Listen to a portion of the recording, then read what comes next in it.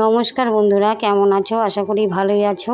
আমার রকমারি ক্রিয়েশনে সবাইকে স্বাগত। আর তোমরা যে যেখান থেকে ভিডিওটা দেখছো তাদের অসংখ্য ধন্যবাদ। আর যারা নতুন আছো তারা চ্যানেলটিকে সাবস্ক্রাইব করে দিয়ে পাশে থাকার অনুরোধ রইল। আমি আজকে সকালবেলা তোমাদের সামনে চলে এসেছি, একদম ফ্রেশ হয়ে গেছি। ঘুমের থেকে উঠে সব কাজ শেষ হয়ে গেছে, এখন বাসি কাজ আর কি কমপ্লিট। এখন ফ্রেশ হয়ে তোমাদের সামনে চলে এসেছি। ভিডিওটা দেখতে থাকো। আজকে সারাদিনে তোমাদের কি করছি দেখাচ্ছি। আর কি ছোট্ট ভিডিও।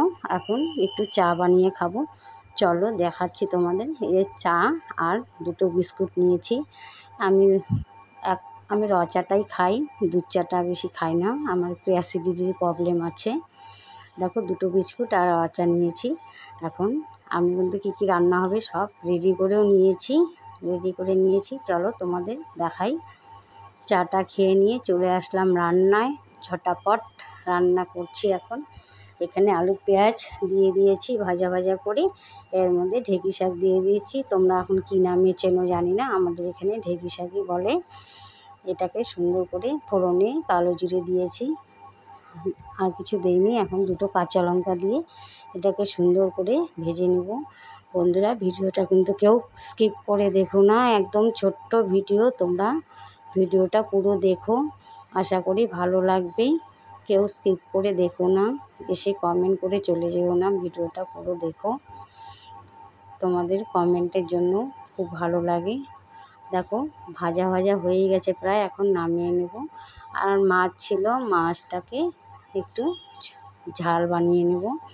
কী মাছ বলে, অত চিনি না মাছটা, খেতে কিন্তু টেস্ট ছিল মাছটা। একদম শুকনো শুকনো করে ঝাল বানিয়ে নিচ্ছি পেঁয়াজ টেয়াজ দিয়ে। এর মধ্যে ধনে গুঁড়ো, জিরে গুঁড়ো, সব লঙ্কা গুঁড়ো সব দিয়েছি, দিয়ে একদম শুকনো শুকনো করে এখানে যে একটু গরম মশলা দিয়েছি, দিয়ে এখন নামিয়ে নেব। তার সঙ্গে একটু ডাল চচ্চড়িও বানিয়ে নেব। এটা হয়ে গেছে প্রায়, এখন নামিয়ে নেব। বন্ধুরা, এইভাবেই আমার পাশে থেকো তোমরা।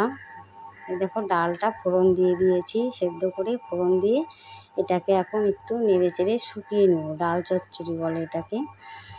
তোমরা দেখো, এইভাবে আমি দিয়েছি কিন্তু ভিডিও, তোমরা দেখতে পারো চাইলেই, নিচের দিকে আছে ভিডিও, পুরানো বন্ধুরা দেখেছে। এখন আমি নিজের জন্য একটু সাজিয়ে গুছিয়ে নিয়ে খাবার নিয়ে চলে এসেছি।